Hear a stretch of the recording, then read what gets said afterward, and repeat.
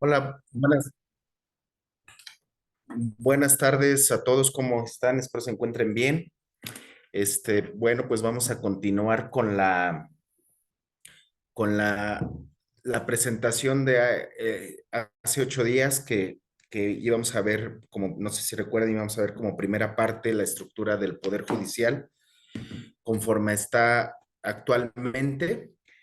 Y en esta ocasión vamos a ver la estructura y funcionamiento del Poder Judicial de la Federación. Inicialmente se había propuesto conforme a la, a la, a la minuta que se había enviado más bien al dictamen de reforma que había realizado la Cámara de Diputados. Sin embargo, el día de ayer, de antier, como sabemos todos, se aprobó en Cámara de Diputados, en lo general y en lo particular, la iniciativa de reforma por mayoría calificada de la Cámara de Diputados y ya se envió una minuta al Senado el día 3 de septiembre. Entonces, la presentación se hizo conforme a las modificaciones que se hicieron en el dictamen y que ahora está a consideración del Senado para su aprobación.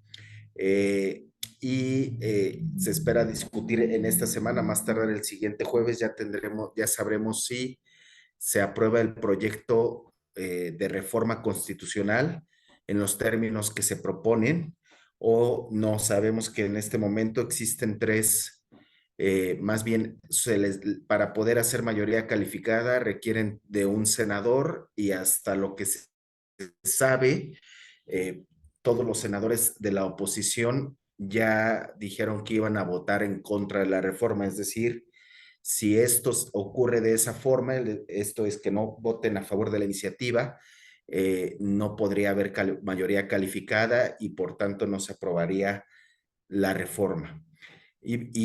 Obviamente si se aprueba, si uno de esos senadores decide votar a favor, obtendrían la mayoría calificada y en ese momento ya se estaría mandando a las legislatoras de los estados. Creo que alguien levantó la mano, Juan Olvera. Bueno, Dígame. buenas tardes. Bueno, aquí, bueno, lo que se estaba hablando con respecto a lo de la reforma que se aprobó por la mayoría calificada. Hoy, el día de hoy, en la página de Twitter del periodista Joaquín López Dóriga, Sí. una jueza de distrito, nivel federal, dio marcha atrás a la reforma judicial de manera definitiva. Yo tengo Ujú. el Twitter especificando que no es viable la reforma judicial. Tal parece que la jueza definitivamente canceló la reforma, o sea, no la pasó. Sí, o sea, los esfuerzos de la mayoría calificada del partido oficialista no, tal parece que no surgió efecto. O sea, la jueza determinó definitivamente que la reforma judicial no pasa. La reforma al Poder Judicial no pasa. No, no, sí, sí tengo conocimiento de estos dos amparos que se promovieron. Y entiendo que el juez y la jueza que conocieron de estos asuntos, lo que otorgaron fue una suspensión definitiva, más no analizaron el fondo del asunto. Finalmente, incluso el juicio de amparo es improcedente en contra de propuestas de reforma a la Constitución. Y el amparo que se promovió fue en relación eh, a un reglamento, en cuanto a un reglamento respecto al procedimiento de la reforma. No obstante ello, pues ellos continúan no obstante que existe la suspensión para que no se discuta, o sea, la suspensión es para que no se discuta sobre la reforma. No es que la reforma no la haya echado para atrás, sino más bien es en lo que yo resuelvo el fondo, suspendo el acto reclamado para yo analizar si efectivamente es viable o no conceder el amparo. Para eso sirve la suspensión y eso fue lo que sucedió. Pero finalmente esto era respecto a la sesión de la Cámara de Diputados y esta ya ocurrió. Entonces, como ya ocurrió eso, pues eventualmente un amparo de esa naturaleza. No sé cuál es realmente lo que se pidió, pero supongo yo que conforme a lo que se dice, se tendría que sobreseer el juicio de amparo. Es decir, el procedimiento legislativo para echar a andar la iniciativa sigue y hoy día estamos en Cámara de Senadores esperando a que sea analizada por los senadores y sea votada esa reforma. Entonces, si me permiten, vamos a continuar con la estructura. Son demasiados puntos, traté de...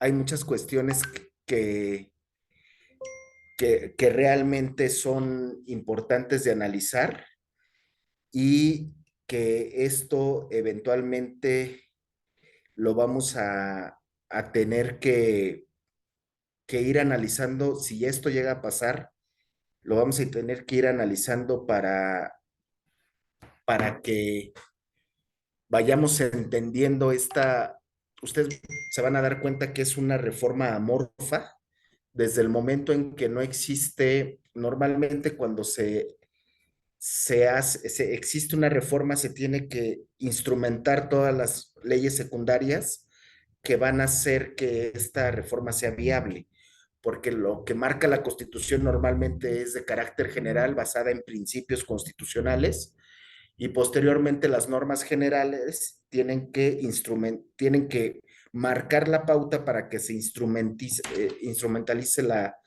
reforma. Y parece ser que esto ni siquiera está en, este, en discusión por este momento, en este momento. Entonces, permítanme, déjenme, les comparto la, la, el formulario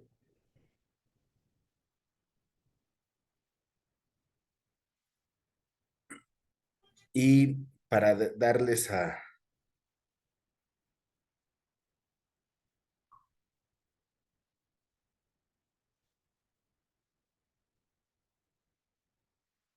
Bueno, vamos a empezar haciendo un recordatorio de lo que, si recuerdan que la sesión pasada estuvimos hablando de cuáles eran los puntos más trascendentales de la reforma de 1994 que dieron paso a que se hiciera una reforma constitucional en la que se reestructurara en forma general el Consejo de la Judicatura Federal, más bien el Poder Judicial de la Federación, en donde se le dio eh, mayor estructura constitucional a la Suprema Corte de Justicia, se creó el Consejo de la Judicatura Federal y a la par se creó el Tribunal Electoral. Bueno, dio pie a que 2 años posteriores se creara el Tribunal Electoral del Poder Judicial de la Federación. Y si recuerdan cuáles fueron todos estos temas, y si vamos analizando hace 30 años, cuando existía esta problemática que originó que se reformara el Poder Judicial, hoy día pareciera que estamos bajo la misma situación, es decir, estamos hoy día, al igual que hace 30 años, eh, bajo la centralización del poder en un solo partido hegemónico. En ese momento, quien era el partido hegemónico era el PRI. Hoy día se entiende que es el partido Movimiento de Regeneración Nacional, Morena. Tan es así que hoy tiene mayoría calificada en la Cámara de Diputados y a un voto de tener mayoría calificada en Cámara de Senadores, ¿no? Y eso hace que finalmente se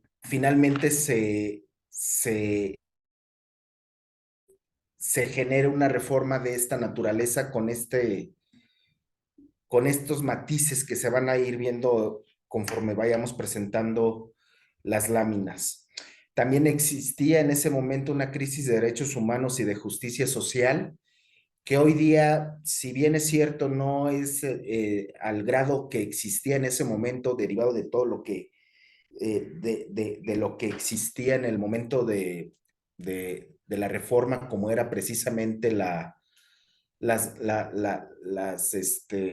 crisis del 68, la Guerra Sucia del 70, y a partir de eso todas las desapariciones forzadas que existieron, pues sí existe un descontento social en cuanto a que existe casos no resueltos tan importantes como los 43 de Ayotzinapa, como todos los desaparecidos y que no se hace nada por tratar de implementar las acciones correctas, adecuadas y profesionales para poder ser localizados.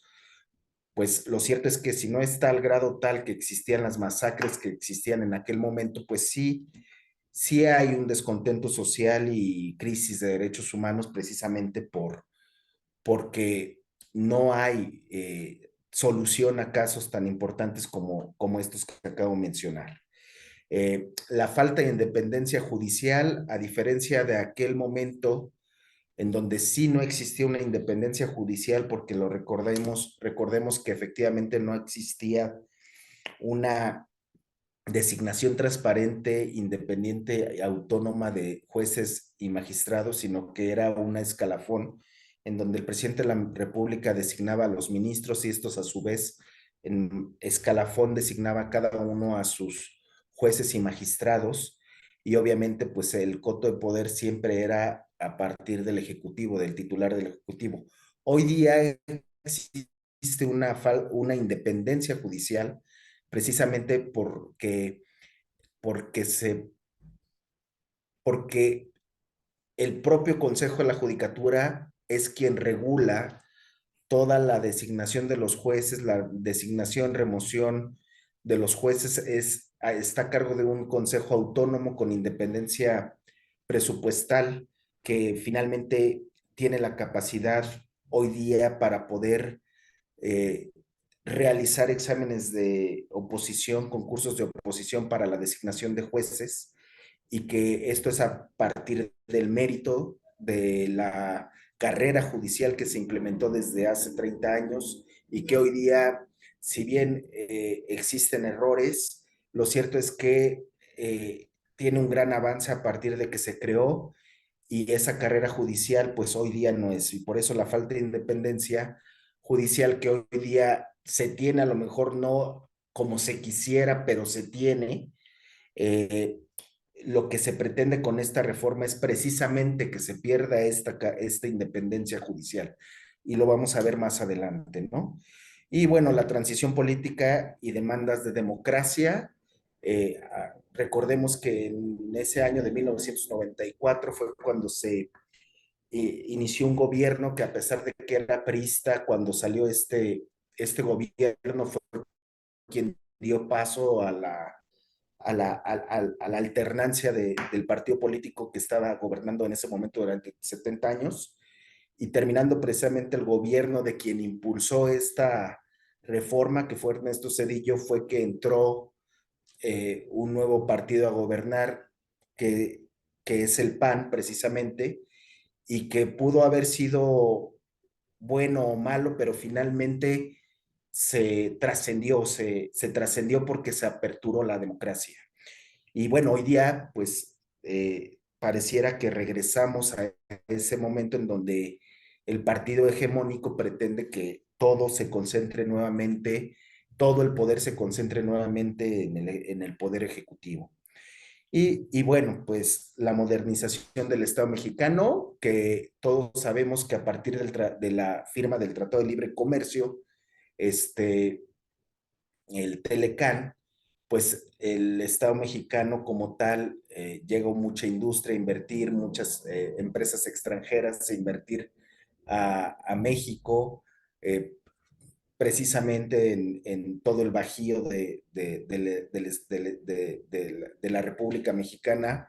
Existen corredores industriales muy importantes, San Juan del Río, los de Guanajuato, Celaya, todos estos corredores, más los que ya existían acá en el centro de la República, los del noreste, en donde existía una gran inversión extranjera.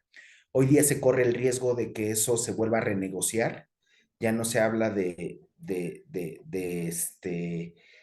hacer ajustes a ese tratado internacional que tenemos con Estados Unidos y Canadá, sino que ya se habla de una renegociación y eso ya pone en riesgo muchas cosas precisamente por esta reforma que se pretende. Pero bueno, esto es como para tratar de recordar un poco lo que se vio la sesión pasada y vamos a pasar a la siguiente lámina, que es precisamente la estructura de la Suprema Corte. Si recordaremos, la vez pasada dijimos que a partir de esa reforma, el Poder Judicial se dividió en tres órganos importantes, que es la Suprema Corte de Justicia de la Nación, que es precisamente el órgano al que se le dotó de una facultad casi exclusivamente constitucional, es decir, no iba a haber aspectos de legalidad, pero principalmente no iba a involucrarse en el aspecto administrativo de la organización administrativa a nivel nacional de todos los juzgados y tribunales de la nación, sino que se iba a concentrar únicamente a ver aspectos de carácter constitucional. Y después, precisamente para la administración del Consejo del Poder Judicial, a nivel jueces y magistrados, se creó el Consejo de la Judicatura Federal, y este Consejo de la Judicatura Federal estaba integrado por precisamente dos, 7 consejeros, y funcionaba en pleno y en comisiones, en la cual todos veían aspectos de carácter administrativo y disciplinario de los jueces y magistrados. Y respecto a la Suprema Corte de Justicia, sabíamos que eran 11 ministros los que existían. Hoy se pretende que sean solamente 9 ministros que funcionan en pleno, desaparecen las salas. Esto pudiera parecer que no es tan importante, pero finalmente las salas se crearon precisamente para poder dar una mayor flujo a la resolución de expedientes, precisamente porque poder conjugar el pleno para la resolución de todos los asuntos de carácter constitucional que se ventilan ante la Suprema Corte de Justicia, pues materialmente es imposible hacerlo. ¿Por qué? Porque eh, muy pocos son los asuntos que es de gran trascendencia que se tienen que resolver por parte de los 11 ministros funcionando en pleno, pero hay muchos que las salas les daban un desahogo porque había dos salas, uno que veía materia penal y civil y otra, la segunda sala que veía administrativo y penal. Entonces, esas dos salas que funcionaban con 5 ministros, cada uno con un presidente que era rotado entre ellos, y cada una de esas salas ventilaba todos los asuntos de esas materias.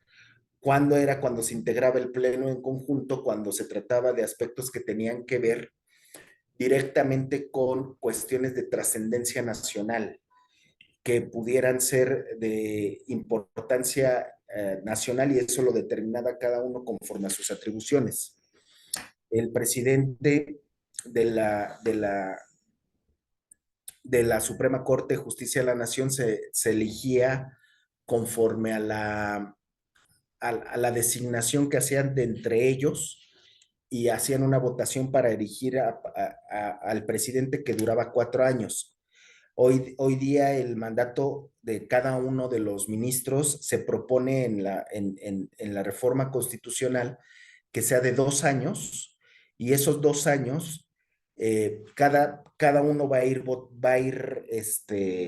cambiando cada 2 años conforme a la votación que obtuvo cuando fue elegido por voto popular. Y anteriormente los ministros duraban 15 años en el cargo y duran 12, digamos, eso no es algo que pudiera afectar, finalmente es una cuestión de renovación. Esto es, en vez de ser cada 15 años de manera escalonada, hoy día se propone que sea cada 12 años, ¿no? Aquí hablamos cuál es la propuesta. Anteriormente se exigían demasiados requisitos para poder ser ministro de la Suprema Corte. Digamos, estos no, solamente la fracción 3 es la que hay, dice, ser ciudadano mexicano por nacimiento, tener cuando menos 35 años cumplidos. Hoy se deroga esa, la fracción segunda, en donde ya no se requiere minoría de edad, 35 años cumplidos el día de la designación, y esto es por una cuestión que sí resulta complicado porque dice únicamente, anteriormente decía poseer el día de su designación con antigüedad mínima de 10 años, y hoy se propone que poseer al día de la publicación de la revocación señalar a título profesional, es decir, se entendería que una vez que sales de la universidad ya pudieras y te titules y tengas el título profesional, pudieras tener, pudieras acceder al cargo de ministro de la Suprema Corte de Justicia de la Nación, cuando es un cargo sumamente delicado, en donde requiere mucha experiencia, donde se requiere tener un bagaje jurídico que solamente te lo da la experiencia de los años en el servicio, aun y cuando aquí dice que tienes que tener una calificación mínima de licenciatura de 8 puntos y una equivalente de 9 puntos cuando se trata de las materias relacionadas con el cargo que se postula. Pues dices, ok, tengo mi especialidad en materia de proceso penal o de litigio penal o un doctorado en, ahí tengo que tener 9, pues sí, pero finalmente la experiencia profesional no es exigida como era anteriormente. Pero bueno, para alumbrar a los ministros, como les había dicho, anteriormente era sometido a una terna y de esa terna tenía que escoger el Senado de la República. Hoy día la designación se hará por voto de 2/3 de los miembros del Senado presentes dentro del improrrogable término de 30 días después de que se hace la propuesta. Digamos, esto no afecta tanto, de alguna otra forma sigue quedando en manos del Senado la designación de los ministros de la Suprema Corte de Justicia de la Nación, pero la cuestión interesante aquí es que, por ejemplo, digamos,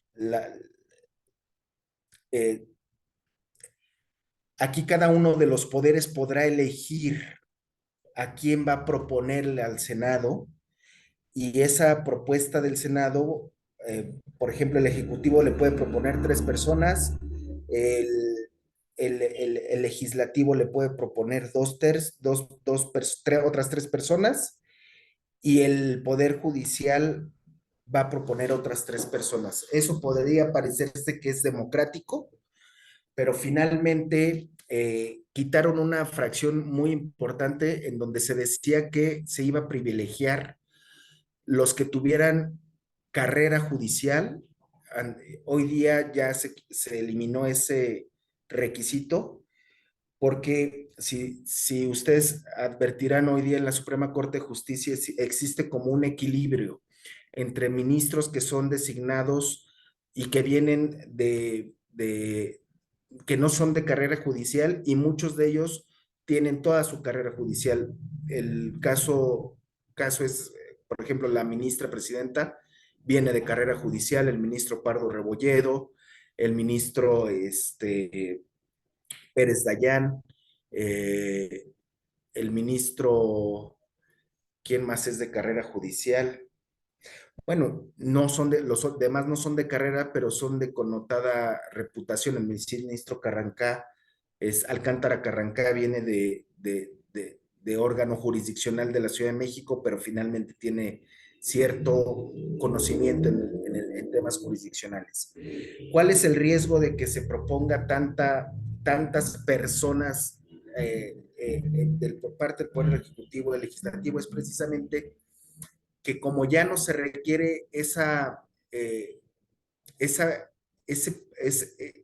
esa experiencia mínima pues se puede proponer a cualquier persona. Y eso es lo complicado, ¿no? Tratándose de ministros de la Suprema Corte de Justicia de la Nación. Lo mismo para el caso de las magistradas y jueces de circuito, así como juezas, se realizará por circuito judicial.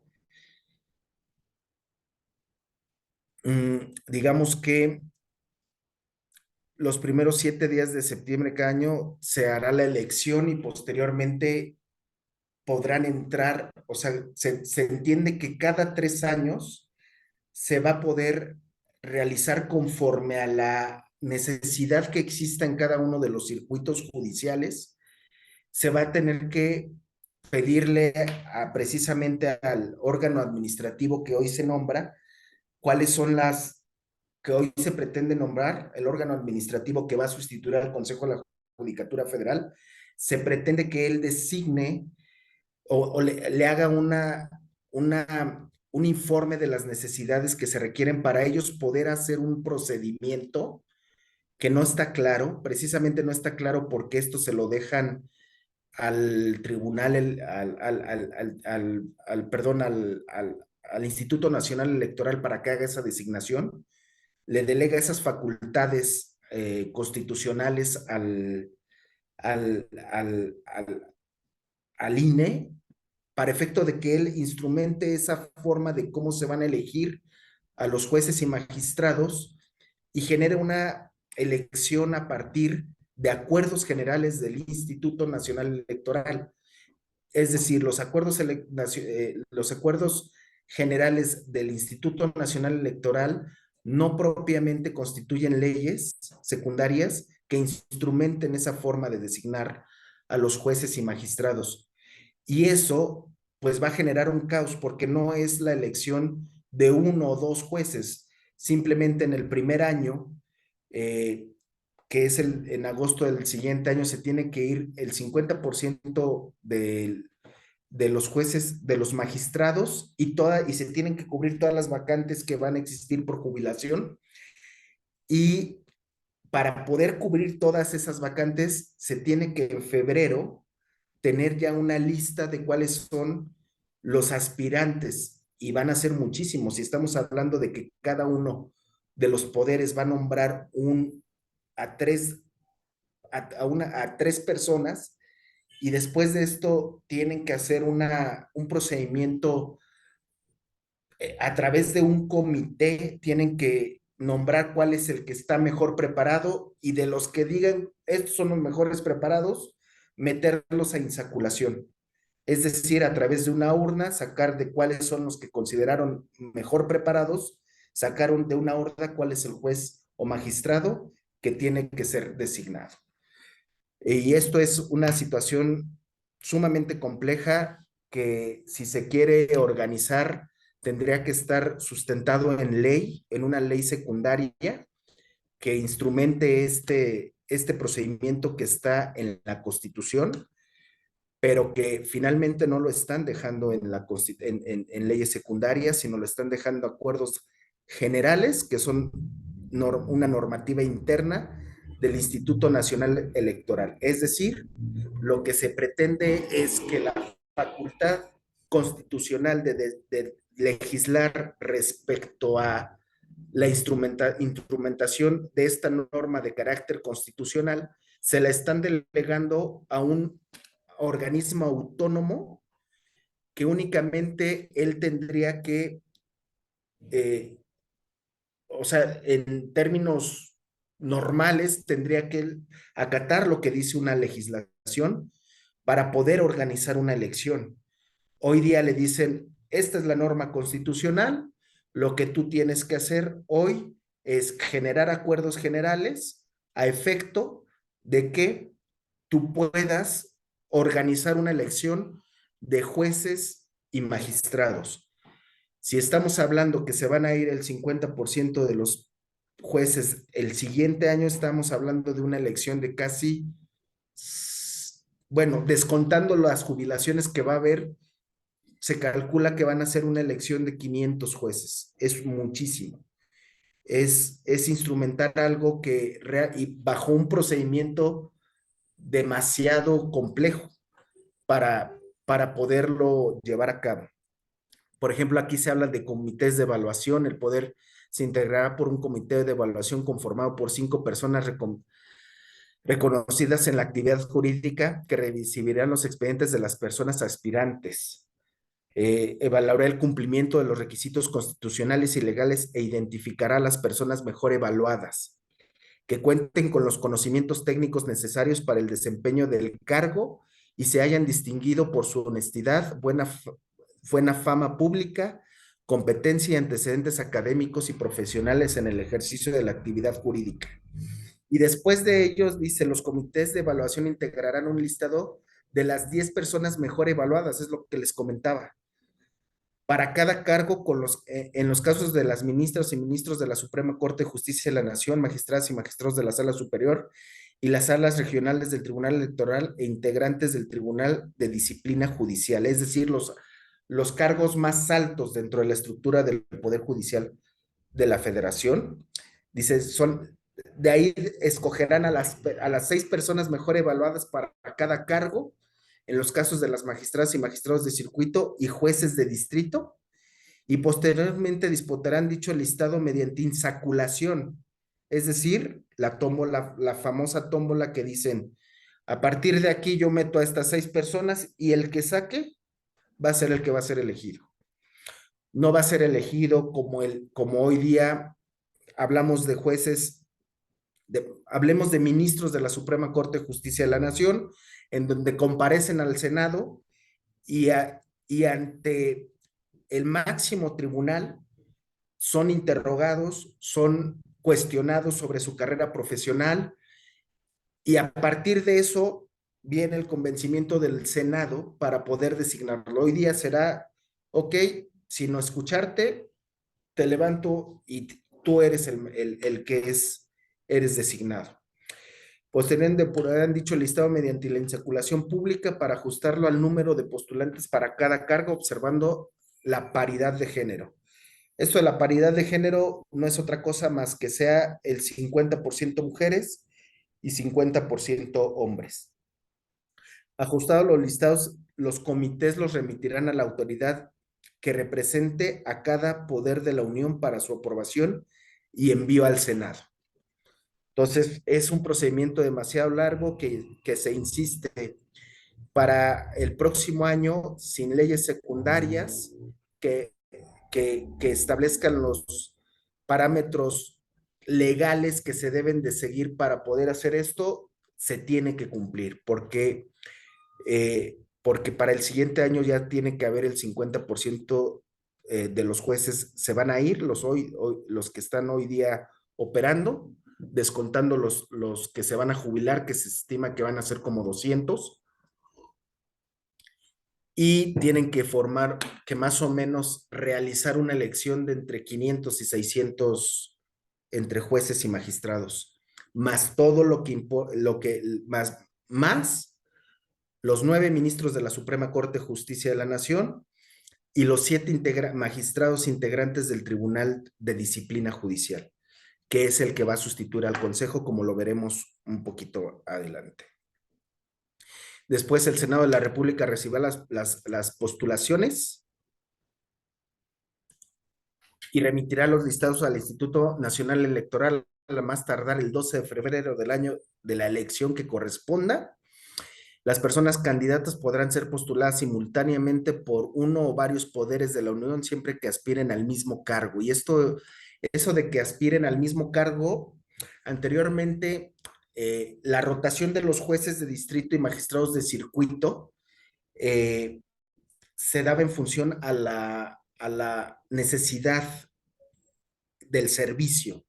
Es decir, existía el mapa de la República Mexicana con todos los órganos jurisdiccionales que existían y el Consejo de la Judicatura a través de la Comisión de Adscripciones y la Comisión de Carrera Judicial veía cuáles eran los perfiles más adecuados para ir a cubrir una plaza que estuviera en Tijuana, una plaza que estuviera en Mérida, una plaza que estuviera en Ciudad de México, una plaza que estuviera en Querétaro, y veían cuál era el mejor perfil.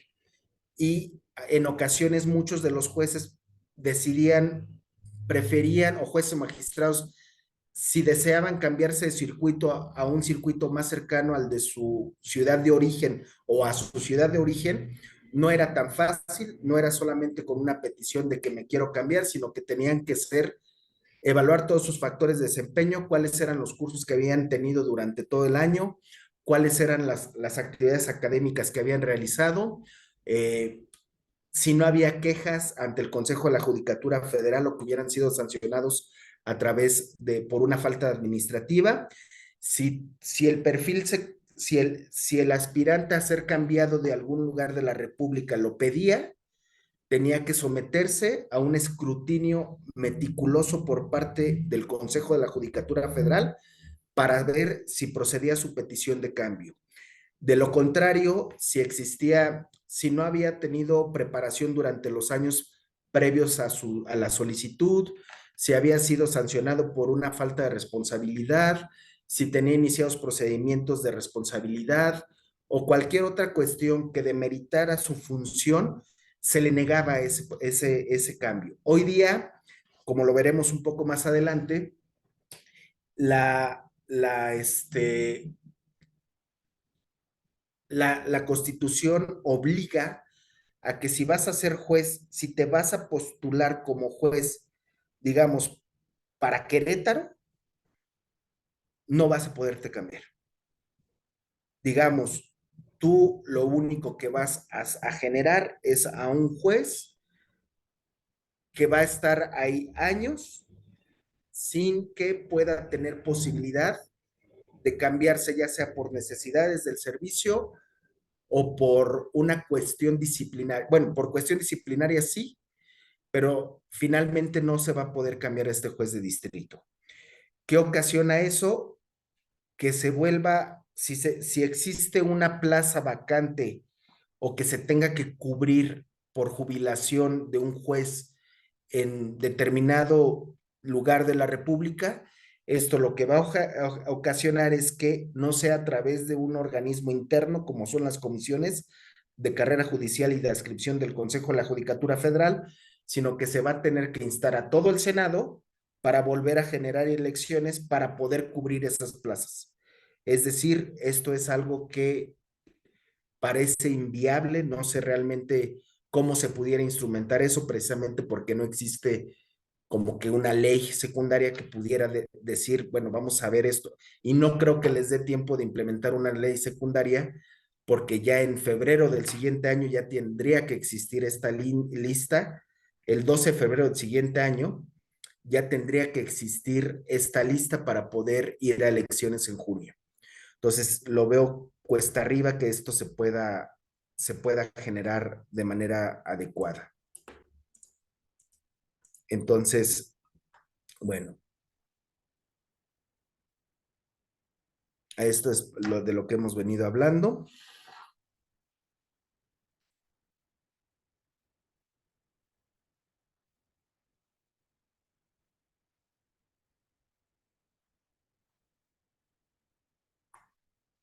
Y vamos a irnos de lleno al Consejo de la Judicatura Federal. Como habíamos dicho anteriormente, el Consejo de la Judicatura Federal ahora va a ser integrado se va a desintegrar el Consejo de la Judicatura, que es el órgano de administración y, y disciplinario del Consejo de la Judicatura. Ahora lo van a nombrar a 7 magistrados para un tribunal de disciplina judicial y van a nombrar a un órgano a un órgano de administración judicial que propiamente tiene que ver con la distribución del dinero. Y esto es finalmente lo que genera cierta incertidumbre porque al ser un órgano colegiado, el Consejo de la Judicatura Federal, que estaba integrado por primordialmente 3 consejeros que eran de carrera judicial, el presidente de la Suprema Corte de Justicia de la Nación y un, este, un consejero que era designado por el presidente de la República y 2 por el Senado, era, era un equilibrio en el cual para poder hacer la creación de un órgano jurisdiccional, pues se tendría que atender a la necesidad que se requería. Y para eso el Consejo tenía que estar integrado precisamente con gente que conociera el Poder Judicial, porque se habla de competencia, se tiene que, el órgano auxiliar del Poder Judicial es un órgano precisamente que habla sobre, sobre, habla sobre cuál es, eh, cuál es la competencia de cada órgano jurisdiccional que se debe de cubrir. Por ejemplo, se tiene la necesidad de generar en San Juan Río, digamos, vamos a poner un ejemplo, debido a la alta demanda de asuntos laborales por toda la industria que se generó ahí, un eh, laboral precisamente para dirimir todas esas cuestiones laborales que se diriman de los conflictos que puedan existir entre el patrón y el trabajador. Pero no solo eso, tenemos que generar un juzgado de distrito o ver cuál es la competencia más cercana, sea Querétaro. Si es Querétaro, tenemos que crear un órgano en mismo San Juan del Río que pueda dirimir los amparos precisamente del derivados de esos conflictos laborales, pero no solo eso, tendremos que crear un tribunal colegiado que pueda revisar las decisiones de ese juez de distrito. Entonces, si nosotros lo vemos como un consejo en donde se emiten diversas ideas de las cuales pudiéramos advertir que efectivamente es necesario poner a este tribunal en este lugar por las necesidades que da, si ponemos a gente que no es,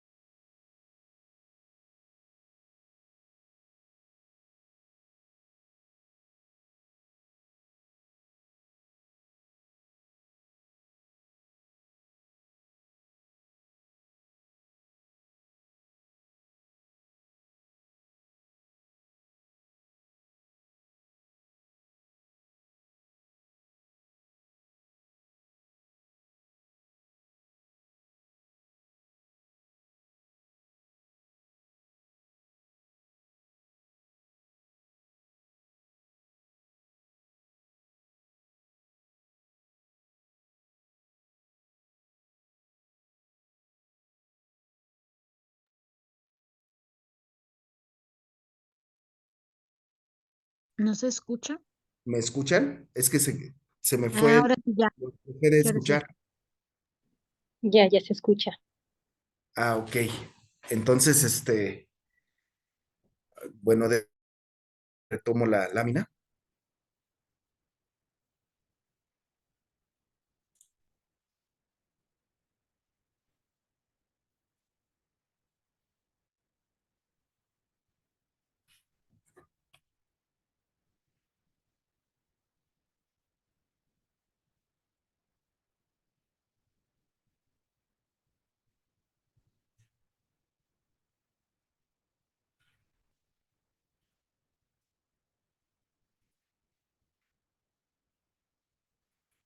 A ver, no se ve la lámina, ¿verdad? No, no se ve la lámina. ¿La están viendo o no? No, no se está viendo. maestro.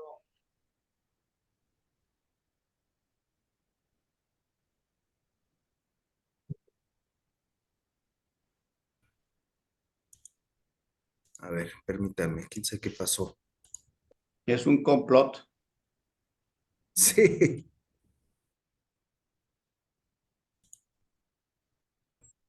A ver. ¿Ya? Ya se ve. Ah, perfecto. Bueno, a ver, retomando, estábamos hablando del Consejo de la Judicatura Federal. Estamos hablando que antes cómo estaba integrada. si recuerdan, era el presidente de la Suprema Corte de Justicia de la Nación, que también fungía como presidente del Consejo de la Judicatura Federal, 3 consejeros designados por el Pleno de la Suprema Corte de Justicia, 2 consejeros designados por el Senado de la República y 1 por el presidente de la República. Funcionaba en comisiones, que era la Comisión de Carrera Judicial, Comisión de Disciplina, Comisión de Administración, Comisión de Creación de Nuevos Órganos, Comisión de Adscripción y Vigilancia. Estas comisiones eran integradas por 3 consejeros, en donde todos, en cada uno de esos consejeros era precisamente la presidenta de la Suprema Corte de Justicia de la Nación y del Consejo de la Judicatura. Entonces, entre todas estas comisiones era que se iba organizando tanto el tema de administración, disciplinario, de carrera judicial, de creación de nuevos órganos, de adscripción de todos los jueces y magistrados, y de vigilancia, que era propiamente el órgano encargado de vigilar, valga la redundancia, que los órganos jurisdiccionales funcionaran de manera adecuada. ¿Cómo se propone el día de hoy? El día de hoy se propone que el Pleno sea integrado por 7 más bien aquí no son ministros, son 7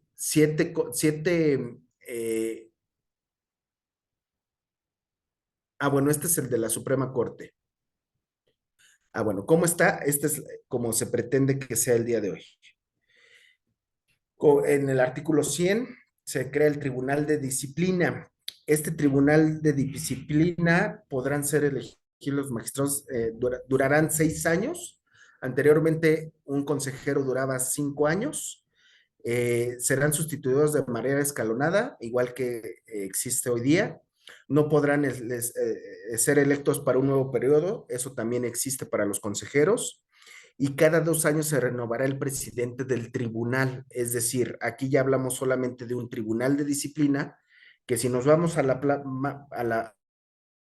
página anterior, que es esta, prácticamente ese tribunal de disciplina va a ser lo que hacía antes la comisión de disciplina, aunado a la comisión de carrera judicial, porque obviamente se tenía que estar de acuerdo estas dos, y la de adscripción y vigilancia. Entonces, precisamente ese tribunal de disciplina lo que pretende es que solamente el tribunal se enfoque en temas disciplinarios, pero sin analizar la cuestión de la carrera judicial, porque obviamente esta carrera judicial desaparece. Es decir, ya no requieres analizar cuál es el récord en la carrera judicial de un juzgador para ver disciplinariamente cómo puede ser sancionado, sino que únicamente lo que se pretende es que únicamente se haga un tribunal en donde se disciplina a los jueces a través de, para poder iniciar un procedimiento de responsabilidad respecto de un juez, se requiere analizar todos los aspectos que rodean ese juez para ver si efectivamente si dentro de esto existió, no sé, por ejemplo, tenemos que ver el órgano de vigilancia para ver cómo llevó su juzgado durante todo ese tiempo, y a partir de ahí ver dentro de toda su carrera cuántas veces ha tenido alguna incidencia disciplinaria, y aparte de esto, ver si sí se analiza que efectivamente es responsable por causas de responsabilidad administrativa, eventualmente generar una sanción. Pero bueno, aquí únicamente se dice que será a través se renovará cada 2 años, de manera rotatoria en función al número de votos que obtenga en cada candidatura de la elección respectiva. Es decir, si de los 7 miembros, los 7 magistrados del Tribunal de Disciplina, hubo uno que obtuvo 10 votos, hablo de manera como ejemplo, uno y el otro 5 y el otro 3 y el otro, conforme a los que vayan, se van a ir rotando esos. Es decir, el primer presidente o el primer presidente del Tribunal de Disciplina será el que tenga mayores votos, no calificaciones, sino votos. O sea, y eso está medio complicado, pero bueno, en función a tu popularidad, tú vas a ir teniendo tu, tu, tu oportunidad para ser presidente. Ahora, el Tribunal de Disciplina Judicial funcionará en pleno y comisiones, ¿no? El pleno será la autoridad sustanciadora. Aquí habla, a ver, hubo una reforma en el que se establecía que los temas de responsabilidad administrativa anteriormente eh, no tenían que ser analizadas como era el mismo órgano interno de control el que investigaba, substanciaba y sancionaba los expedientes de responsabilidad. Hoy día se generó una reforma en la que precisamente se establecía que esto no podía ser de esa manera, porque tenía que haber un órgano de investigación, un órgano de substanciación y un órgano de sanción. Es decir, tenía que existir dentro del mismo órgano constitucional una unidad, en este caso era un órgano auxiliar que era la unidad. ¿Sí me estoy escuchando? Sí, ¿verdad? Sí, sí se escucha. Ok. Bueno, hoy día se establecía que era una Unidad General de Investigación de Responsabilidades Administrativas. No sé si recuerdan la vez pasada que les dije que era un órgano auxiliar que se encargaba precisamente de investigar las posibles faltas de responsabilidad administrativa por parte de los, eh, de los titulares o de cualquier personal jurisdiccional o judicial.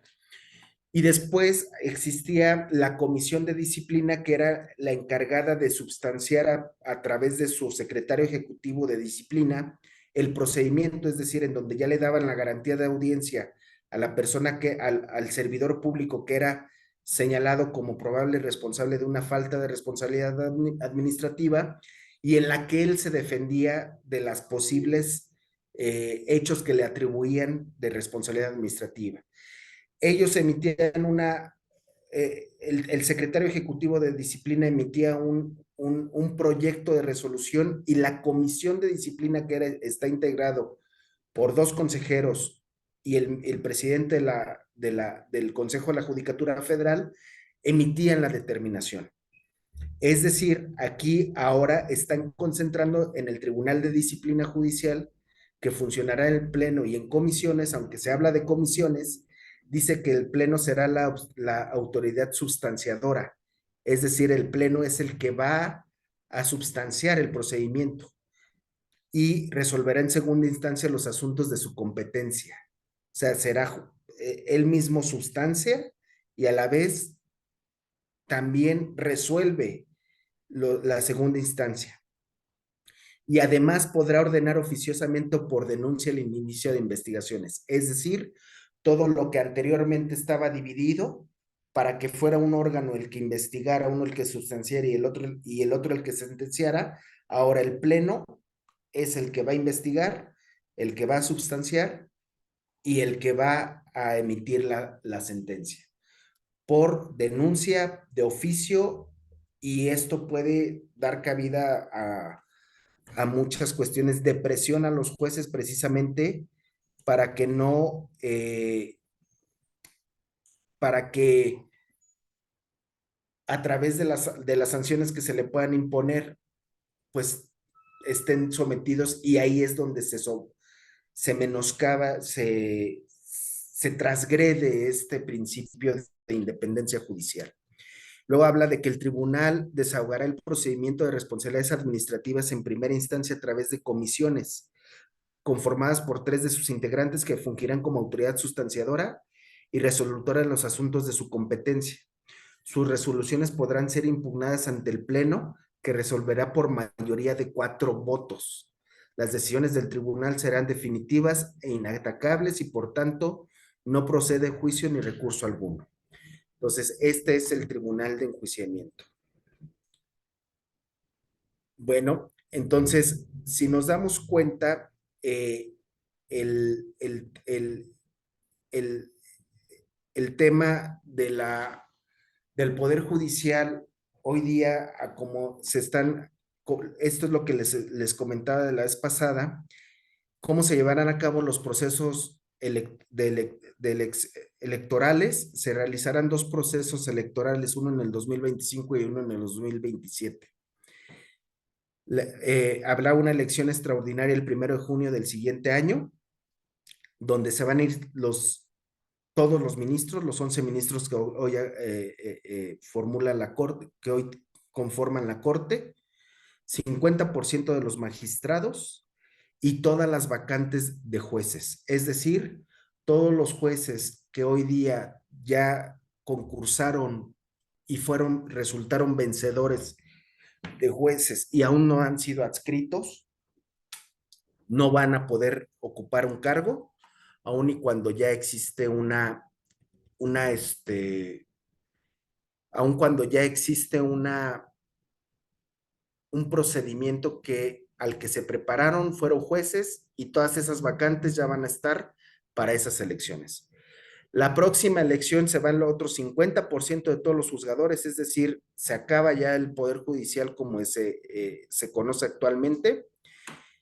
Y en las elecciones intermedias, cuando se vaya a nombrar a jueces, al Congreso de la Unión, se designará otra vez al resto de los jueces que van a dejar de tener función.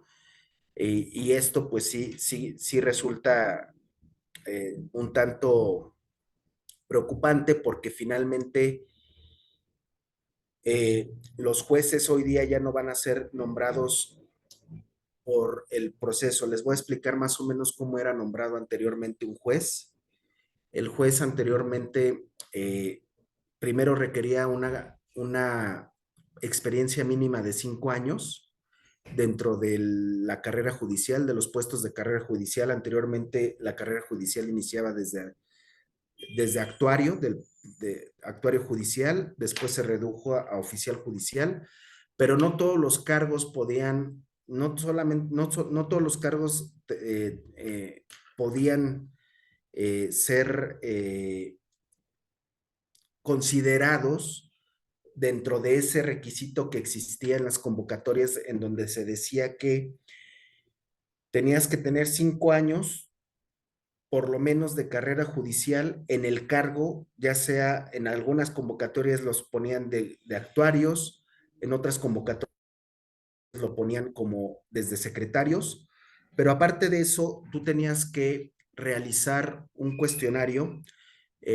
Obviamente, para llegar a esto, tú requerías tener la experiencia que te daba el estar dentro de un juzgado desde meritorio, que era precisamente la figura que hoy día se instrumentó y se hizo más, se ordenó más a través de los servicios sociales que ya eran pagados y que eventualmente tú, desde que te ponían a transcribir lo que fuera, y a partir de ahí empezabas a tener un procedimiento natural de ensayo, error, siempre supervisado por el oficial judicial con el que estuvieras, el oficial judicial supervisado por su secretario, el secretario siempre vigilado por el juez, y finalmente era una cadena de personas que hacían que tu carrera judicial se enfocara en un objetivo, que era precisamente llegar a ser juez. Yo puedo asegurarles que hoy día hay jueces que no, la elección a través de concursos, creo que es la más democrática, porque es la que le permite a todos en general, poder acceder a ser juez o a ser magistrado. Anteriormente no era así. Anteriormente se tenía que pasar por la Suprema Corte de Justicia de la Nación, ser secretario de estudio y cuenta de un ministro, y esperar el turno de ese ministro de designar al juez o al magistrado en turno. Y para llegar a eso, pues necesitaba ser amigo de los ministros o tener una relación cercana con los ministros. Hoy día no era así. Hoy día lo único que requerías era trabajar, prepararte académicamente, prepararte de manera pragmática en la resolución de asuntos.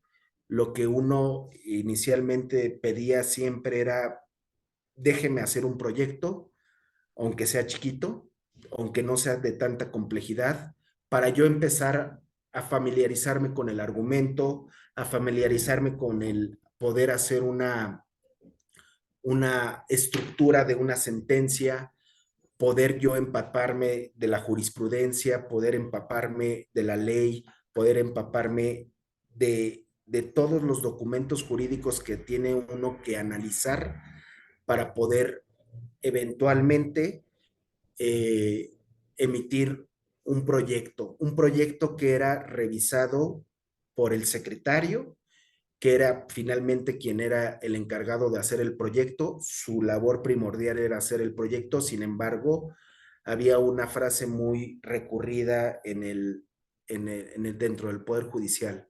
Si quieres ser meritorio, haz tu trabajo de meritorio. Si quieres ser oficial, haz tu trabajo de meritorio, pero aparte, en tus horas libres, tienes que hacer lo que hace el oficial.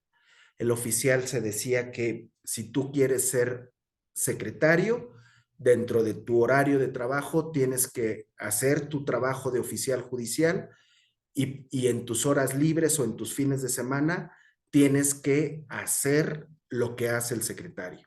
Si tú quieres ser juez, si tú eres secretario y quieres ser juez, dentro de tus horas de trabajo haz tu trabajo de secretario, pero en tus horas libres estudia para ser juez.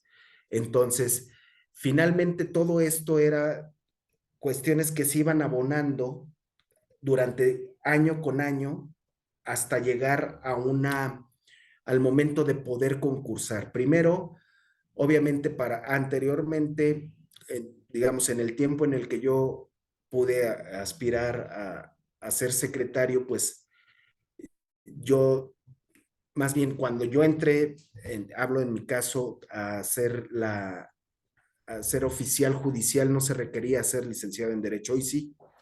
Hoy día ya para ser oficial judicial necesitas ser licenciado en Derecho y obviamente pues durante toda la carrera lo único que aspiras es poder entrar a hacer tus prácticas.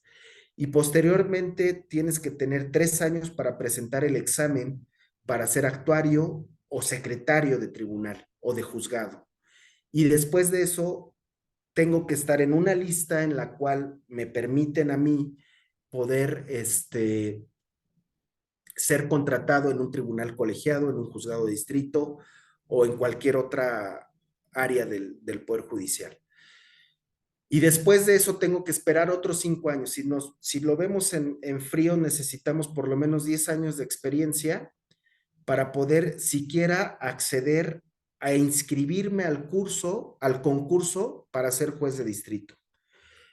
Digamos, después de que viene esto, viene un cuestionario de 100 preguntas. Ese cuestionario de 100 preguntas es fundamentado sustancialmente en la ley, pero no en una ley, en todas las leyes, empezando por la Constitución, tratados internacionales, eh, eh, leyes generales, leyes locales, jurisprudencia principalmente emitida por la Suprema Corte de Justicia de la Nación, ya sea por el Pleno o por las salas, y a partir de esas 100 preguntas se podía, nos daban 5 horas, en los concursos dan 5 horas precisamente para presentar el examen, y ese examen únicamente es el filtro para poder acceder ya al concurso duro, que es precisamente presentar un proyecto que te dan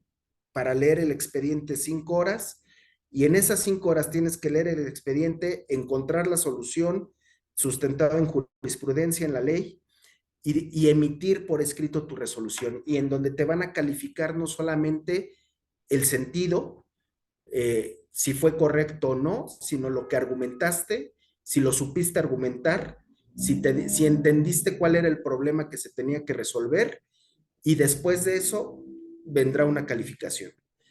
No solo eso, sino que después se vendrá sínodo integrado por un consejero de la Judicatura Federal, un magistrado federal y un juez de distrito, en donde tienes que hablar 15 minutos sobre el tema que tú vas a escoger dentro de todo el temario. Es un temario en donde abarca todas las materias,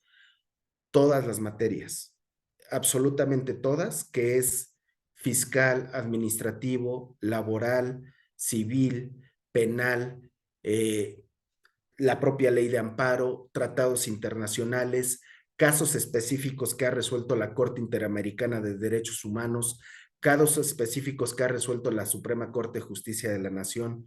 Y sobre eso se tiene que sacar un papelito y sobre ese tema hablarle 15 minutos al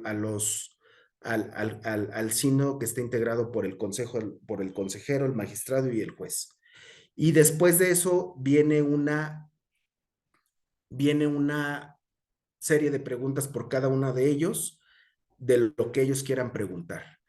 Y obviamente sabemos que como todos ellos, la mayoría, más bien salvo uno u otro consejero que no venga de carrera judicial, preguntará de carrera judicial. Y si no hay consejeros que si no vienen de carrera judicial, preguntarán sobre cuestiones, sobre teoría general del derecho, en donde eso en ocasiones lo ves desde la universidad. Entonces, realmente el proceso que hoy se tiene para llegar a ser juez de distrito se estima que es el más democrático precisamente porque cualquiera que se prepare, cualquiera que se haya tomado todo el tiempo del mundo, todo su tiempo, porque realmente en el Poder Judicial no se tiene tiempo propio. Nuestros tiempos se enfocan principalmente en si la función nos da la oportunidad de tener un tiempo, porque tenemos un objetivo de vida. Todos los que entran al Poder Judicial tienen el objetivo primordial de llegar a ser jueces de distrito, y muchos los conocen. Yo puedo asegurarles que hoy día el 70%, 60, 70% de los jueces y magistrados de distrito no son jueces que vengan por parte, que sus papás sean jueces o magistrados. Sí los hay, pero igual se someten a las mismas reglas que cualquier otro que quiera aspirar. No es que se les dé preferencia. Sí hay, porque obviamente traen la vocación del papá, pero la mayoría vienen de gente que no son, sus papás no eran jueces, sus papás tenían otras profesiones totalmente distintas, tenían otros oficios totalmente distintos, y ellos precisamente por la vocación, porque es lo que se requiere, primero vocación de servicio y vocación al Poder Judicial, por esa vocación fue que llegaron a ser jueces de distrito. Y finalmente, ahora lo que se pretende es llegar a lo mismo que antes era, antes tenías que ser amigo de un ministro para poder ser juez o magistrado de circuito. Hoy se necesita ser amigo de un político. Se va a necesitar ser amigo de un político para llegar a ser juez o magistrado. Y realmente no se va a necesitar nada de experiencia para poder ser juez o magistrado. Únicamente se requiere la buena suerte, que salgas en ese, primero, ser juez, amigo o cercano de un político que te puede impulsar, y después se requiere tener la suerte de que salgas en esa tómbola para que te puedas salir y luego que el Senado te elija.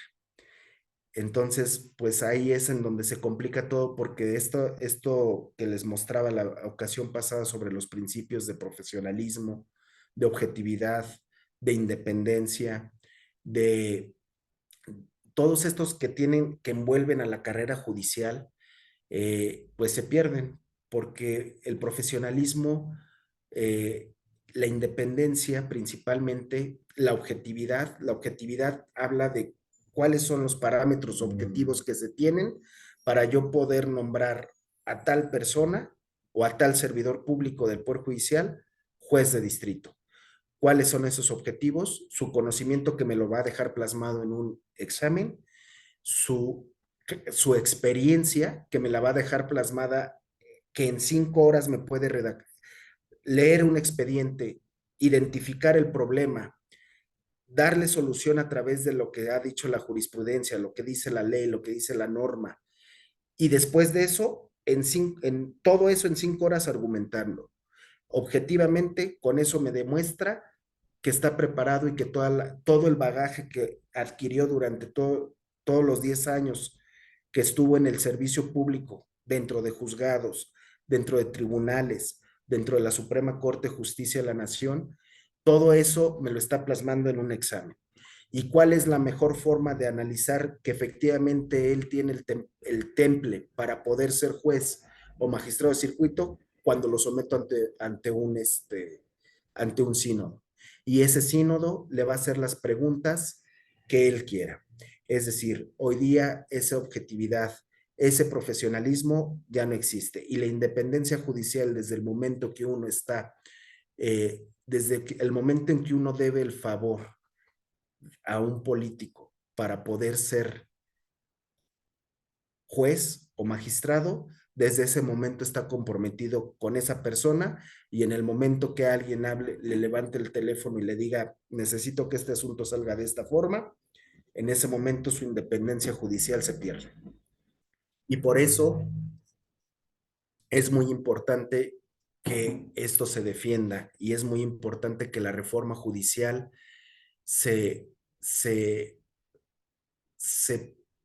plantee de una manera objetiva, en donde se respete ese profesionalismo, en donde se respete esa objetividad, pero sobre todo que se respete esa independencia judicial. De lo contrario, va a ser una reforma que va a traer muchos problemas para el justiciable, principalmente porque quien lo va a estar juzgando es una persona que no va a estar preparada.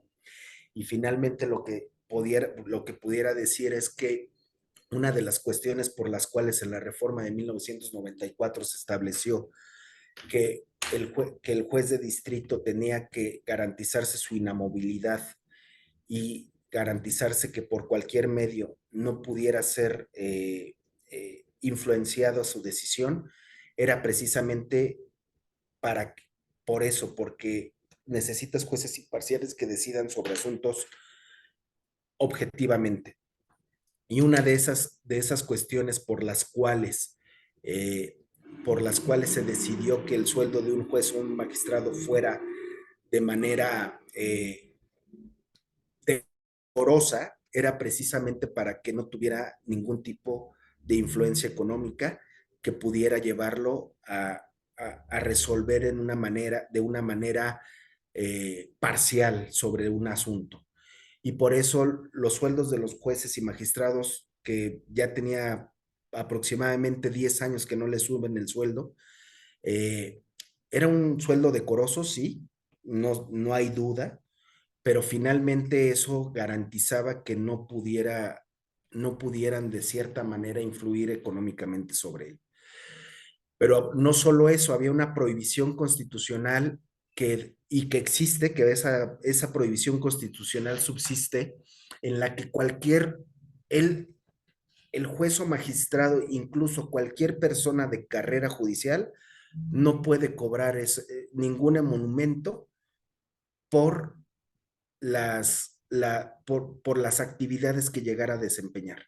Es decir, si quiere dar clases, da las clases, pero no las cobra. Si quiere dar una conferencia, da la conferencia, pero no las cobra.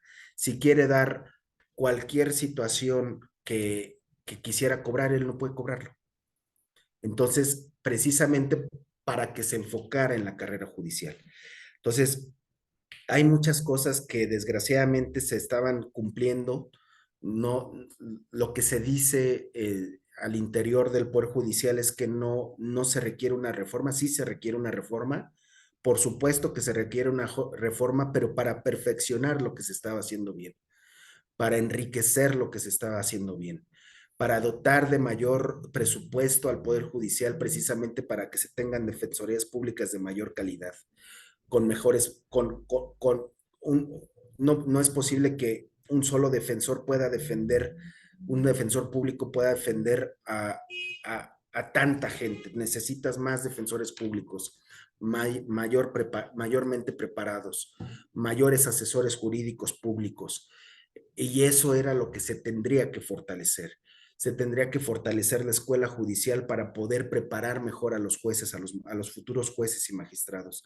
Se tendría que hacer una reestructura para acabar precisamente con las prácticas de nepotismo. No digo que no las hay, puede existir, pero finalmente eso se tiene que fortalecer. No es que no se requiere una reforma, siempre se requiere un cambio, siempre son buenos los cambios, pero una reforma realmente que siga protegiendo estos puntos que, que finalmente fueron buenos. La reforma, hago mucho hincapié en la reforma de 1994, porque finalmente ahí es donde se decidió darle independencia al Poder Judicial de la Federación, darle autonomía presupuestal, darle todas las herramientas necesarias que requiere un poder para no depender de otro poder. Y finalmente eso es lo que se estaba haciendo. Tan se estaba haciendo que fue algo que fue muy incómodo para los otros dos poderes. Y tan se estaba haciendo que hoy nos llevó a esta reforma. Es decir, el poder judicial estaba haciendo su labor. Estaba haciendo su labor y esperemos que la siga haciendo porque eso es lo que se va a retribuir en la ciudadanía. Mucha gente piensa que el Poder Judicial únicamente, esta reforma únicamente le afecta a los integrantes del Poder Judicial porque se van a ver afectados en sus sueldos, en sus salarios, jueces y magistrados van a ser destituidos, posiblemente sin un haber de retiro. No lo sabemos cómo va a estar al final del día esto, pero no es así. Realmente el afectar al Poder Judicial de la Federación es precisamente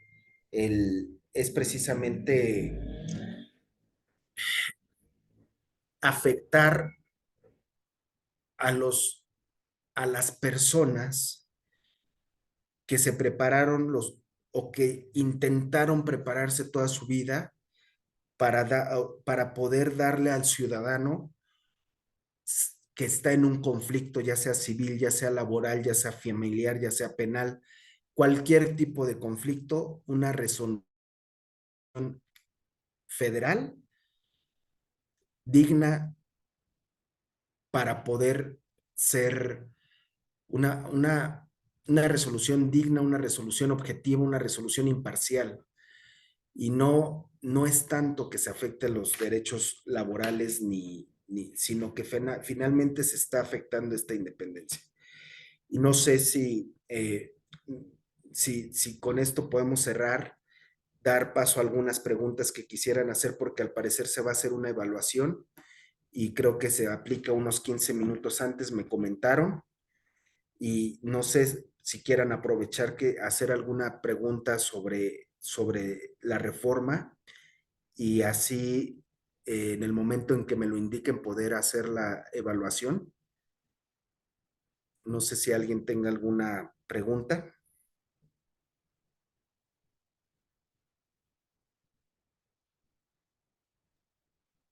Estuvo muy claro, estuvo muy clara la exposición.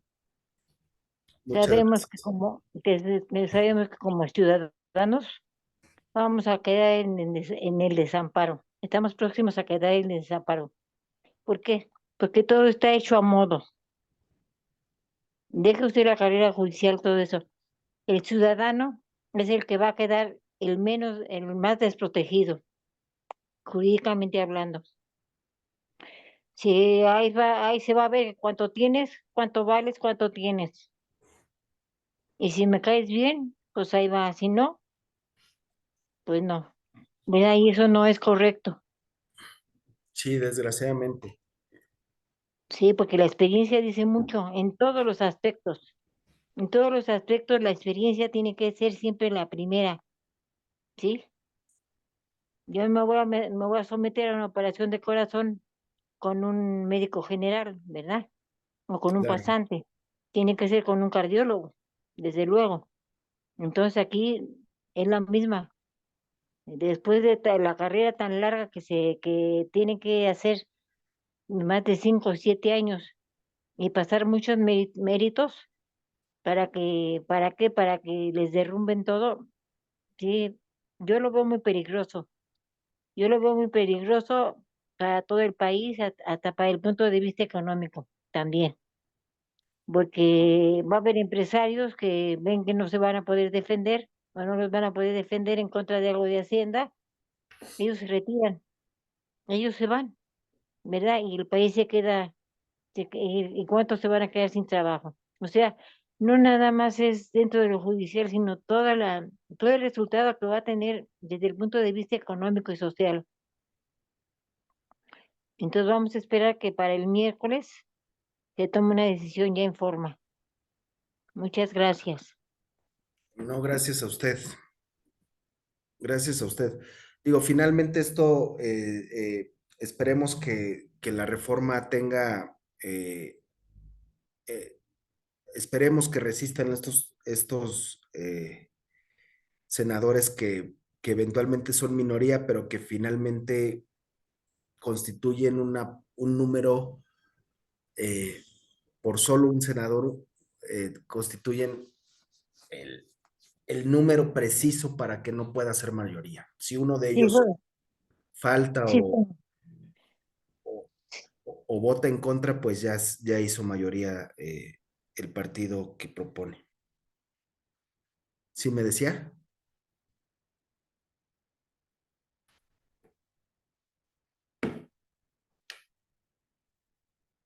No sé si alguien tenga algo más.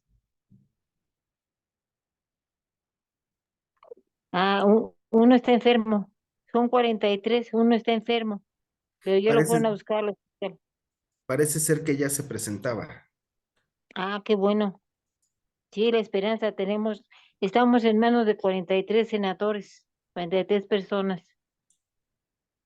Así es. Ojalá todo se resuelva. Pues sí, finalmente esto es complicado porque pues ahorita el Poder Judicial está en paro y se están dejando de resolver asuntos, no sabemos hasta cuándo pueda sostenerse eso. Eh, Eventualmente la vocación de servicio la tiene, el Poder Judicial sabe y está consciente que se está afectando a los justiciables, pero la decisión que se toma es precisamente, o la que se tomó es precisamente porque prefieren afectarlos ahorita en paro tratando de hacer o revertir esta reforma que sean afectados una vez que ya sea publicada la reforma. Y esto va a ser complicado porque al parecer creo que no están, que ya dejaron ver que ahí, que no se requieren 86 votos, sino que se requieren 85 votos. Y entonces dicen que ya la mayoría hacen 85, que son los que tienen ellos, pero va a estar complicado, va a ser una sesión muy ríspida. Eh, eh, Ahorita en la Ciudad de México ya están concentrados, vinieron de toda la República contingentes de la, de todas de todos los circuitos del Consejo de la Judicatura Federal y a parecer se van a unir otra vez los estudiantes y varios personas que han estado conscientes de que esto pues es perjudicial. Y bueno, pues esperemos esta parte que sea sea una cuestión que realmente pues se tome, se oiga, lo que se pretende es que se oiga, que realmente se ataquen las cuestiones que afectan. Hay deficiencias en el Poder Judicial, sin duda. Eh, se pueden corregir eh, a través de una reforma constitucional, sin duda. Eh, el, el echar por tierra la experiencia de todos estos jueces y magistrados, que muchos de ellos ya llevan 20, 30 años de experiencia siendo juzgadores, difícilmente va a ser reemplazable eso. Eso no lo puedes reemplazar con nada del mundo. El tiempo que te lleva a aprender una situación, un oficio, una profesión, una cuestión, es una cuestión que realmente no la puedes aprender de la noche a la mañana. Un carpintero no se hace maestro carpintero de la noche a la mañana, requiere de una serie eh, de, de experiencias, de orientación, de cuestiones que tiene que hacer para poder llegar a ser un buen carpintero. Y así podemos irnos con cualquier oficio. Entonces, difícilmente a todos estos magistrados que hoy día se están jubilando precisamente antes de que, aún y cuando no tuvieran la posibilidad de seguir en el servicio, se están jubilando, toda esa experiencia pues difícilmente va a tenerse en 2017, que es cuando se pretende. Obviamente todavía va a haber el 50% de aquí al 2027 y, y pues esperemos que si se llega a dar esa reforma, pues por lo menos le aprendan las personas que lleguen a estos jueces y magistrados, porque realmente se les aprende. Digo, no dudo que hay cada ministro, digo, cada juez o magistrado que realmente tiene conductas no deseables, pero que se detectan y se actúa en consecuencia y se trata de, de iniciar los procedimientos disciplinarios que sean procedentes para poder inhibir las conductas no deseables de los jueces y magistrados. Se habla que no hay sanciones hacia los jueces y magistrados, pues eso está complicado porque sí las hay. Eh, Sin embargo, en la mayoría de los casos se advierte pues que en realidad no hay tanto un tema de responsabilidad del magistrado, sino es un tanto revanchas de incluso del propio personal que tienen contra el magistrado y que finalmente pues no se llega a establecer de manera objetiva que efectivamente es merecedor de una sanción por responsabilidad administrativa. Entonces, todo este tipo de cuestiones no se dice que no existen, existen errores, pero no es algo que no se pueda solucionar con el intercambio de ideas, es lo que se pretende. No se pretende que no se haga la reforma, se pretende que se escuche precisamente a todos los funcionarios, su sentir, sus experiencias, lo que ellos realmente estando dentro de la trinchera diaria de un juzgado, de un tribunal, advierten la deficiencia. Lo que se puede decir es precisamente esa, se advierte mucha deficiencia en defensores públicos, en asesores públicos, en el propio gremio que luego no entiende la forma en cómo se debe de llevar, a dar mayor difusión a la forma en cómo se deben de llevar los juicios adelante, tratar de al justiciable darle mayor información sobre su procedimiento. Esto se logra únicamente tratando de ampliar la cuestión eh, operativa de los juzgados, que se pueda tener realmente medios tecnológicos adecuados para poder llegar más a la ciudadanía y puedan entender que pueda abrir su computadora y en el momento en que abra su computadora, meterse al expediente y entender el expediente, el propio justiciable. No necesariamente se lo tenga que explicar el abogado. No se quiere decir que con esto se delegue la función del abogado. El abogado es totalmente indispensable para llevar un juicio, un procedimiento jurisdiccional o judicial, sino lo que se pretende es que el justiciable entienda su procedimiento, entienda el por qué se están tardando tanto los juicios. Y en ocasiones no es tanto que los jueces o magistrados se tarden porque se quieren, sino porque hay saturación de trabajo, porque los mismos abogados tratan de retrasar los asuntos en pro de, este, de poder cobrar más, digo, son cuestiones, no sé qué por aquí tiene el señor Juan Olvera, tiene algo.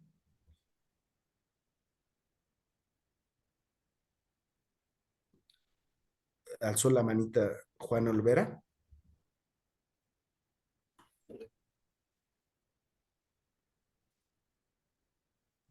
Bueno, buenas tardes a todos. Primero, calificado en la Cámara de Diputados que pasó la reforma judicial, ¿no?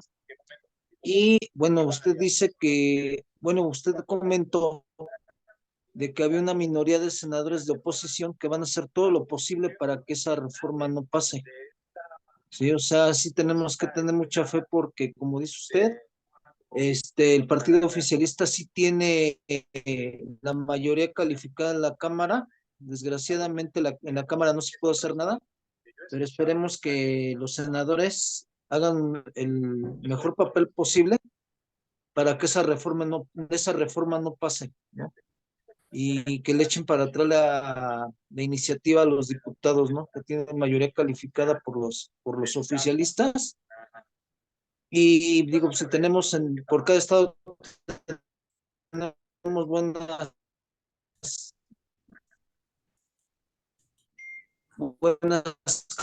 cartas dentro de es una carta fuerte que es el senador Enrique Vargas del Villar, y él sí, honesta y sinceramente lo dijo, él no va a permitir que pase la reforma judicial, y él se comprometió con todos los mexiquenses que le dimos la confianza para que él también haga todo lo posible para que, bueno, que vote en contra y que se haga todo lo posible con el apoyo de todos los demás senadores de la bancada de Acción Nacional para que no pase esa reforma judicial.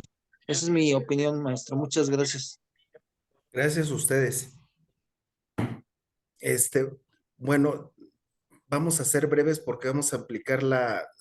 Señora Guadalupe, si gusta le doy el uso de la voz porque ya me están indicando para aplicar el cuestionario que se aplica.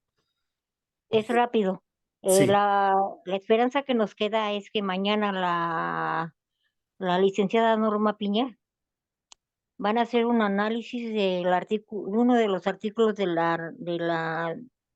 reglamento orgánico de la Suprema Corte de Justicia, en la cual van a dialogar ellos, es mañana la sesión, van a dialogar a ver si pueden ellos impugnar esto.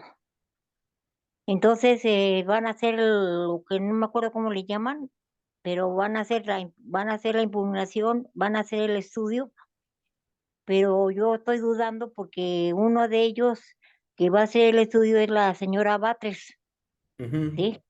Es la señora Batres. Entonces esperamos que todo salga bien porque para mí la esperanza es la Suprema Corte de Justicia, que ella puede echar para atrás todo, Hola, ¿no?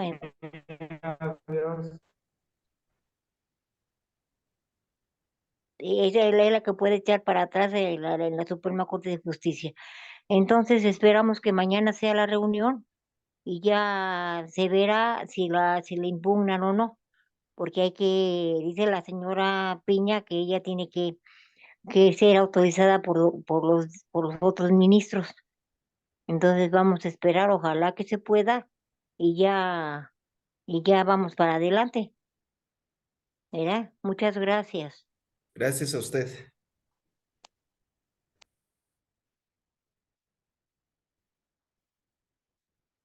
Bueno, entonces creo que no sé si ya les llegó al grupo de WhatsApp la liga para poder hacer el cuestionario. Ya se las hago llegar. Muchas gracias.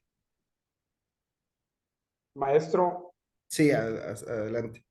Hay algo muy interesante en este tema de la reforma.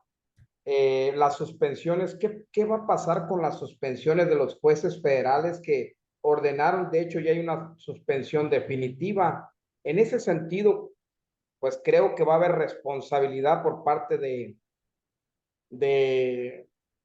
pues la presidenta de la mesa directiva, porque hay una orden judicial. Sí, en teoría tendría que haber una violación a la suspensión, porque la suspensión se había decretado para efectos de que no se llevara a cabo la sesión, Así es. por un tema de carácter procesal. Entonces, Obviamente eso no era el fondo, pero sí tenían que suspender la sesión. Obviamente pues no cumplieron con la suspensión y sí tendría que haber, conforme a la ley de amparo, es un procedimiento por violación a la suspensión. Pero bueno, finalmente eso lo tienen que instrumentar los propios jueces que emitieron la orden. Ellos son los que tienen que dar vista y precisamente iniciar el procedimiento para que se les aplique esa sanción.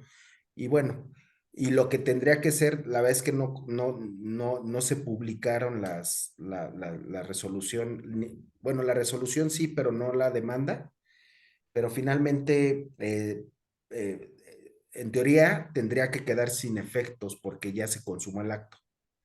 Se tendría que sobreseer en el juicio de amparo. Pero bueno, no sabemos cómo vayan a resolver los jueces. Finalmente, esa es parte de la independencia. Ellos pueden Así, hacer maestro. lo que... Muchas gracias. Ujú. Ok, no sé si ya tienen el cuestionario.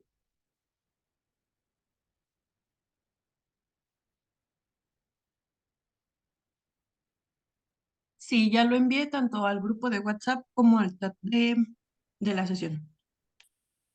Sí, Perfecto. yo ya lo estoy visualizando.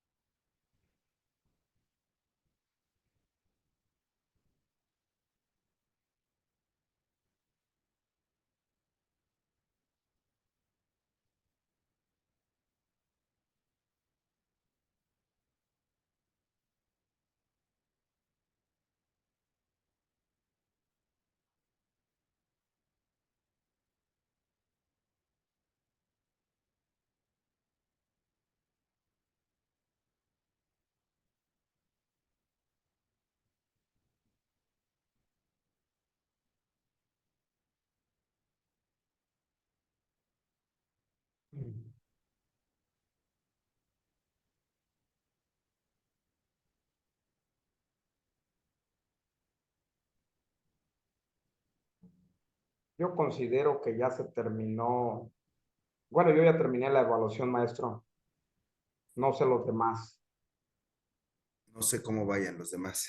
Sí, así es, maestro. Muchas gracias. Gracias a usted.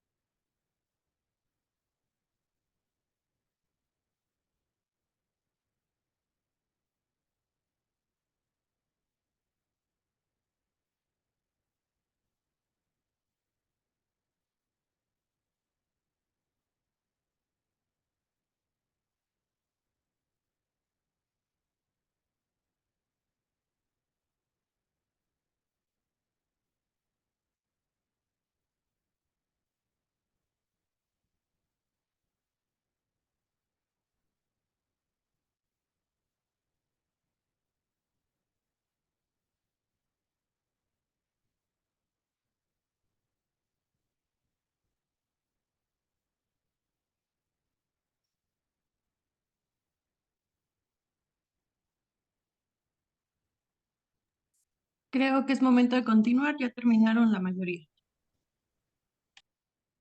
Ok. Bueno, pues al parecer ya es todo. No sé si tengan alguna otra duda o si no tienen inconveniente, damos por terminada la sesión.